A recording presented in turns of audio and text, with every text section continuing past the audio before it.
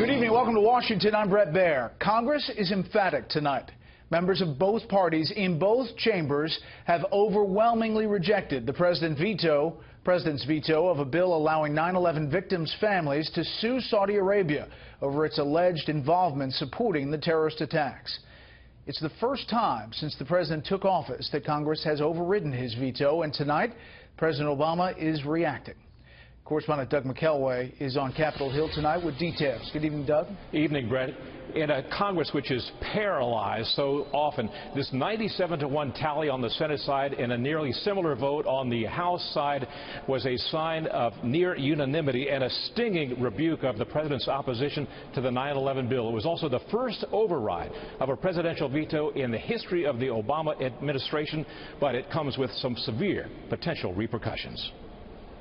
When weighed against the moral imperative, we have to do right by the families of the 9/11 victims. The choice is clear. I urge my colleagues to override. It was the rarest of circumstances. Liberal New York Democratic Senator Chuck Schumer imploring his colleagues to override President Obama's veto of JASTA. The bill gives the families of 9/11 victims the right to sue foreign governments if a court finds the government to be complicit in a terrorist attack in the U.S. Despite the one-sided vote tally, some senators were torn between empathy for 9/11 families and how JASTA could damage a cornerstone of diplomacy, sovereign immunity.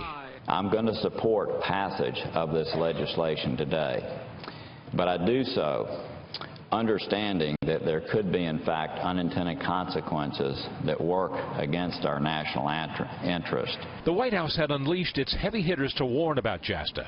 Defense Chief Ash Carter wrote it could lead to, quote, an intrusive discovery process which might threaten military secrets. CIA Director John Brennan spoke moments before the House voted on the override. Piercing the concept of sovereign immunity, which has really undergirded international relations for centuries, I think is a very, very dangerous slippery slope. His warning didn't work. All of the president's objections, I believe, were addressed. Changes were made, and this bill is not going to put American soldiers at risk. It's not going to put American diplomats at risk. Late this afternoon, a stung President Obama reacted to the override. It's a dangerous precedent, and it's an example of why sometimes you have to do what's hard. And frankly, I wish Congress here had done what's hard. So far silent is Saudi Arabia, the country most likely to be singled out for lawsuits by 9/11 families. 15 of the 19 9/11 hijackers were Saudis, and formerly unreleased pages from the 9/11 Commission report suggest to some that a Saudi connection to 9/11 should be further probed in a court of law. Publicly, the Saudis have kept a very low profile in all of this, saying this as a U.S. domestic issue with which they should not interfere. But privately, Brett, they've got to be seething. They see themselves as a loyal ally in the war on terror, which has shared intelligence with the U.S. that has helped to disrupt the terrorism plots. Brett? Doug, another development. It looks like the prospect of a government shutdown has been averted.